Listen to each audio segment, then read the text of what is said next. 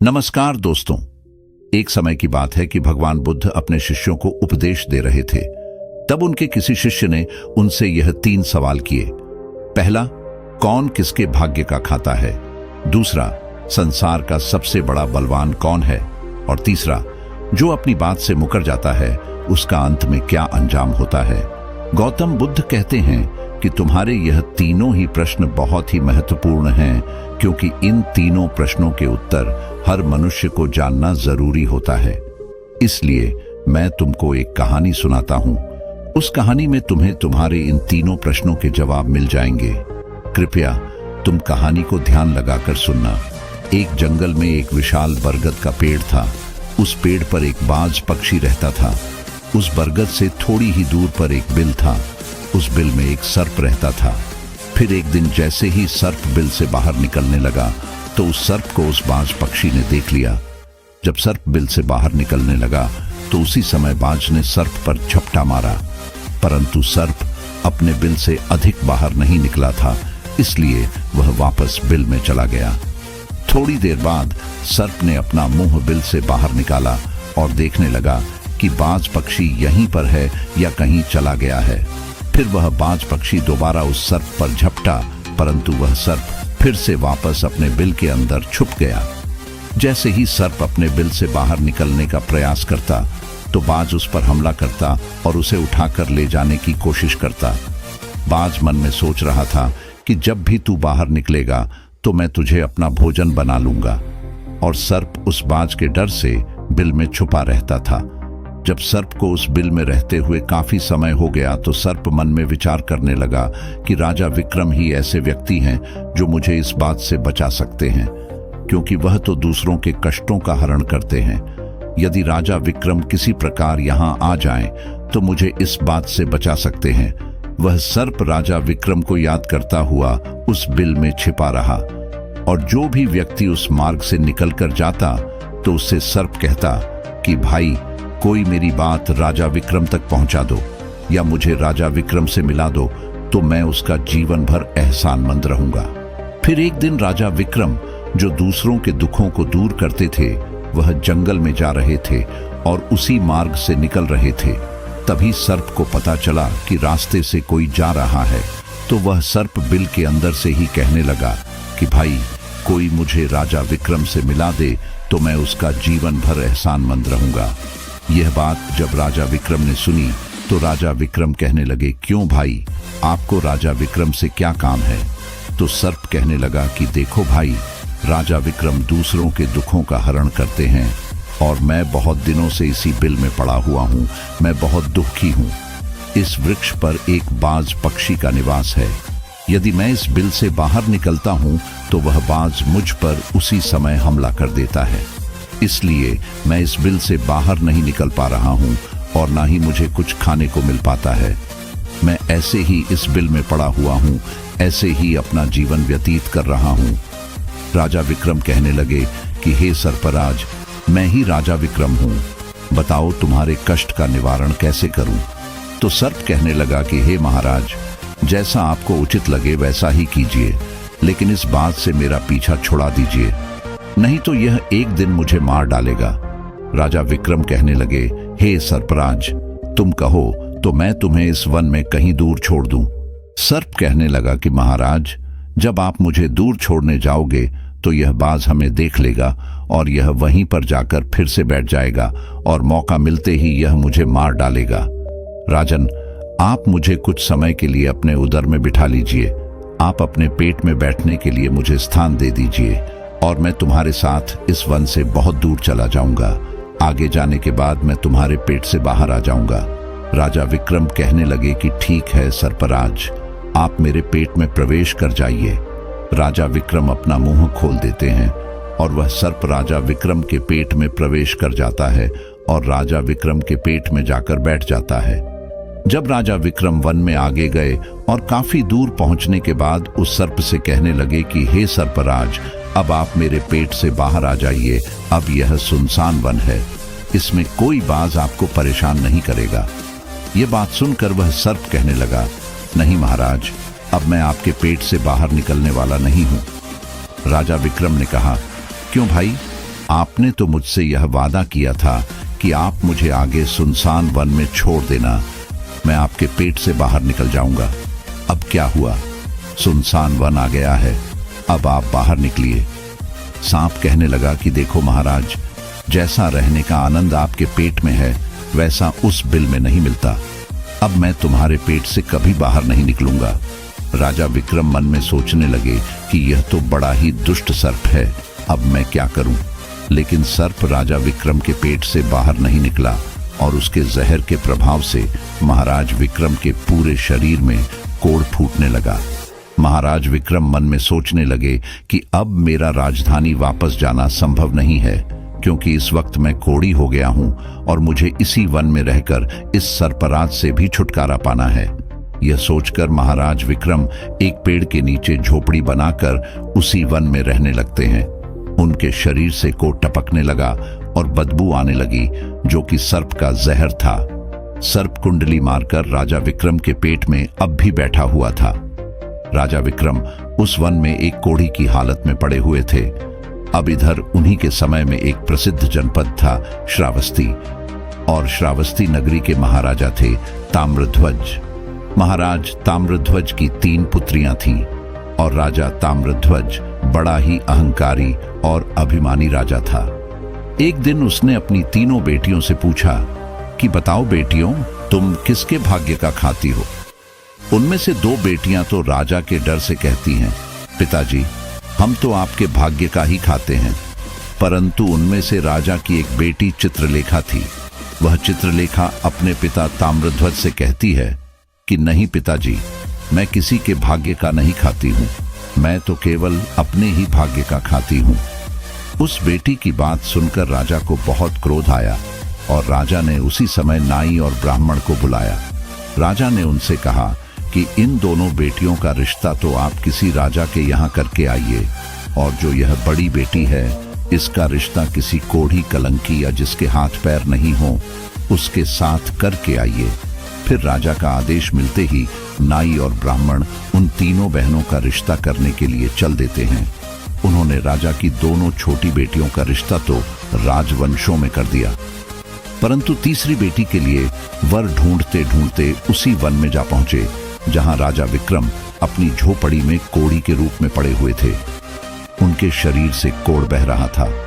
राजा विक्रम को देखकर नाई और ब्राह्मण आपस में कहने लगे कि इससे अच्छा व्यक्ति हमें कहीं नहीं मिलेगा, इसलिए इसके साथ ही राजा की बेटी का संबंध करके चलते हैं। फिर राजा विक्रम के साथ नाई और ब्राह्मण ने राजा ताम्रध्वज की बेटी चित्रलेखा का विवाह तय कर दिया, और राजा ताम्रध्वज ने भी जल्दी ही चित्रलेखा को उस वन में ले जाकर राजा विक्रम के साथ उसका विवाह संपन्न कर दिया। राजा विक्रम, जो महापराक्रमी राजा थे, समय की चपेट में आ गए और एक कोढ़ी का जीवन गुजार रहे थे। चित्रलेखा बड़ी पतिव्रता थी। वह अपने पति राजा विक्रम की सेवा करती थी, और उसकी दोनों छोटी बहनें, जो बड़े बड़े राजाओं के घरों में थीं, आराम की जिंदगी जी रही थीं। लेकिन चित्रलेखा राजा विक्रम के साथ दुखी जीवन बिता रही थी। कहते हैं, जो अपने नियम और सिद्धांतों पर कायम रहता है और जो धर्म का पालन करता है, ईश्वर हमेशा उसे सुखी रखना ही पसंद करते हैं। भगवान उसे हमेशा आनंद प्रदान करते हैं। इस तरह राजा विक्रम के साथ उस झोपड़ी में रहते रहते चित्रलेखा को बहुत दिन बीत जाते हैं। राजा विक्रम की झोपड़ी के पास भी एक पीपल का वृक्ष था। उस वृक्ष के नीचे भी एक दूसरे सर्प का बिल था। एक दिन राजा विक्रम सो रहे थे और रात्रि का समय था। चित्रलेखा महाराज विक्रम की सेवा कर रही थी। उसी समय उस बिल से एक सर्प बाहर निकलता है, और बाहर निकलकर जो राजा विक्रम के पेट में सर्प था, उस सर्प से कहने लगता है, अरे दुष्ट, अपने वचन से मुकर गया। तूने तो महाराज विक्रम से कहा था कि मैं दूर वन में जाकर तुम्हारे पेट से बाहर निकल जाऊंगा, और तू ऐसे परोपकारी राजा के पेट में जाकर बैठ गया। तुम्हारे जहर के कारण राजा के पूरे शरीर से कोढ़ निकल आया। तुझे शर्म नहीं आई कि तूने कितना गलत काम किया है? इतने समय में राजा विक्रम न जाने कितने ही जीवों का दुख दूर कर सकते थे। वह सर्प आगे कहता है कि यदि कोई सुन रहा हो तो मैं तेरे मरने का उपाय बताता हूं। यदि कोई गंगा जल लाकर इस राजा को पिला दे तो तेरे उसी समय 100 टुकड़े हो जाएंगे और मल के रास्ते से तू बाहर निकल जाएगा। अब राजा के पेट के अंदर बैठा हुआ सर्प दूसरे सर्प से कहने लगा कि तेरे जैसा भी मैं कभी नहीं देखा। धन के खजाने पर कुंडली मारकर बैठा है। यदि यह धन मानव समुदाय के कल्याण के लिए लगाया जाता तो इससे न जाने कितने मानवों का भला होता। मैं भी तेरे मरने का उपाय बताता हूँ। यदि कोई सुन रहा हो तो कोई पीपा भर तेल गर्म करके तेरे बिल में डाल दे तो उसी समय तू नष्ट हो जाएगा, और इस बिल वाले स्थान की खुदाई करेगा तो यहाँ पर अपार धन संपत्ति निकलेगी। उन दोनों सांपों की बात को चित्रलेखा बड़े ध्यान से सुन रही थी। चित्रलेखा ने मन में विचार किया, यह राजा विक्रम है और इनके पेट में एक सर्प बैठा हुआ है, इस कारण महाराज के शरीर से कोढ़ निकल रहा है। तो वह बेचारी चित्रलेखा एक आश्रम में पहुंचती है और ऋषि से अनुरोध करती है कि मुझे 1 गिलास गंगा जल की आवश्यकता है। ऋषि ने पूछा, तुम कौन हो और गंगा जल का क्या करोगी? तो चित्रलेखा ने कहा, हे मुनिवर, मैं राजा ताम्रध्वज की बेटी चित्रलेखा हूँ और मेरे पति के लिए मुझे दवा के रूप में गंगा जल चाहिए। उस ऋषि ने उसे 1 गिलास गंगा जल दे दिया। अब चित्रलेखा गंगा जल लेकर जल्दी ही महाराज विक्रम के पास पहुंच गई और कहने लगी, महाराज, यह दवाई है आपके कोढ़ को सही करने के लिए, आप इसे ग्रहण कीजिए। राजा विक्रम ने उस गंगा जल का पान किया और जैसे ही राजा विक्रम ने उस गंगा जल का पान किया तो उस सर्प के उसी समय 100 टुकड़े हो गए जो उनके पेट में बैठा था। वह सर्प नष्ट हो गया और धीरे धीरे राजा के शरीर से मल के रास्ते से बाहर निकल आया। अब राजा का कोढ़ धीरे धीरे सही होने लगा और कुछ ही दिनों में राजा का कोढ़ बिल्कुल सही हो गया। राजा का पूरा उपचार हो गया और राजा पहले की तरह स्वस्थ हो गए। अब राजा विक्रम से चित्रलेखा कहने लगी, हे महाराज, मैं एक स्त्री हूं, इस शहर में नहीं जा सकती हूं। आप शहर में जाइए और एक पीपा तेल का लेकर आ जाइए। राजा विक्रम ने पूछा, चित्रलेखा, उस तेल का तुम क्या करोगी? चित्रलेखा ने कहा, महाराज, आप पहले तेल का पीपा लेकर आइए, फिर मैं आपको बताऊंगी। चित्रलेखा की बात सुनकर राजा विक्रम बाजार में जाते हैं और वहां से एक पीपा तेल लेकर आते हैं। फिर चित्रलेखा वहां आग जलाती है और उस आग पर उस तेल को गर्म करती है और गर्म तेल सर्प के बिल में उड़ेल देती है। जैसे ही उस बिल में वह गर्म तेल डाला गया तो सर्प की मृत्यु हो गई। राजा विक्रम से चित्रलेखा कहने लगी, महाराज, स्थान को खोद दीजिए। फिर राजा विक्रम ने जब उस स्थान की खुदाई की तो वहां से अपार धन संपत्ति निकली।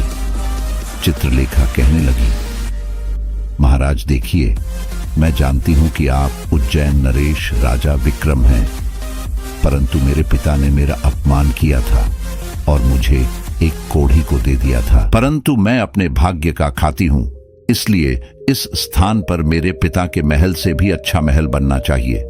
राजा विक्रम कहने लगे, चित्रलेखा, तुम कैसी बातें कर रही हो? हम नरेश हैं, भला यहां पर हम महल क्यों बनाएंगे? आप उज्जैन नगरी को चलिए। परंतु राजा विक्रम के कहने पर भी चित्रलेखा नहीं मानी। फिर राजा विक्रम ने उस वन में एक शानदार महल का निर्माण करवाया। दोस्तों, इस संसार में सबसे बलवान समय होता है। जिसका समय अच्छा होता है वह आगे बढ़ता रहता है और जिसका समय विपरीत होता है वह पतन की ओर अग्रसर हो जाता है। राजा ताम्रध्वज पर एक दूसरा राजा आक्रमण कर देता है और उस आक्रमण में ताम्रध्वज पराजित हो जाते हैं। राजा ताम्रध्वज अपने परिवार सहित प्राण बचाने के लिए उसी वन में पहुंच जाते हैं। जब राजा ताम्रध्वज वन में भूखा प्यासा भटक रहा था, फटे हुए वस्त्रों और भूख से पीड़ित तथा प्यास से गला सूखा जा रहा था, तो राजा घूमते घूमते चित्रलेखा और राजा विक्रम के महल के नजदीक से गुजरते हैं। चित्रलेखा अपने पिताजी को पहचान जाती है। चित्रलेखा ने अपने एक सेवक को भेजा और सेवक ने महाराज ताम्रध्वज, जो कि फटी हुई हालत में थे, उनके पास वस्त्र नहीं थे, उन्हें बुलवाया। ताम्रध्वज ने सोचा, यह न जाने कौन है और हमें क्यों बुला रही है। जब राजा ताम्रध्वज उस लड़की के पास पहुंचे तो लड़की को पहचान लिया। चित्रलेखा ताम्रध्वज से कहने लगी, पिताजी, मैं वही चित्रलेखा हूं और मैं आपसे यह कहती थी कि मैं मेरे भाग्य का खाती हूं। देखिए, मैं मेरे ही भाग्य का खाती हूं। आपके भाग्य का नहीं खाती। आपने मुझे एक कोढ़ी को दिया था, परंतु मेरे भाग्य में तो एक सम्राट लिखा था। देखिए पिताजी, मैं उज्जैन नरेश राजा विक्रम की पत्नी हूं। राजा ताम्रध्वज मन में विचार करते हैं और अपनी उस लड़की से अपने अपराध के लिए क्षमा मांगते हैं। इस संसार में सबसे बड़ा बलवान समय है और हर कोई व्यक्ति किसी दूसरे के भाग्य का नहीं खाता है। हर कोई यह सोचता है कि यह मेरे भाग्य का खा रहा है। नहीं, कोई किसी के भाग्य का नहीं खाता है। जो कोई खाता है वह अपने भाग्य का ही खाता है। हर दाने दाने पर खाने वाले का नाम होता है। आप यह न सोचें कि हम किसी को खिला रहे हैं। आप किसी को खिलाने वाले कौन होते हैं? इस संसार को खिलाने वाला तो एक ही है और वह है ईश्वर। जो अपनी बात से मुकर जाता है उसका अंत वही होता है जो राजा विक्रम के पेट में बैठे हुए उस सर्प का हुआ था। अंततः वह विनाश को प्राप्त होता है। हमेशा सत्य की ही जीत होती है और अधर्मी, अत्याचारी और पापियों का अंत होता है। इस प्रकार राजा विक्रम और उनकी पत्नी चित्रलेखा ने राजा ताम्रध्वज का बड़ा स्वागत किया। राजा विक्रम महाराज ताम्रध्वज को अपने साथ उज्जैन ले आए और राजा विक्रम ने अपनी सेना राजा ताम्रध्वज के साथ भेजी, जिससे वह अपना राज्य वापस पा सके। जिसकी किस्मत अच्छी होती है, जिसके कर्म अच्छे होते हैं, उसे ईश्वर कहीं न कहीं से देता अवश्य है। हम और तुम तो अपने परिवार का पालन करने में भी हिचक जाते हैं, लेकिन इस संसार का पालन करने वाले को देखिए, वह पूरे संसार का और हर जीव जंतुओं का ध्यान रखता है।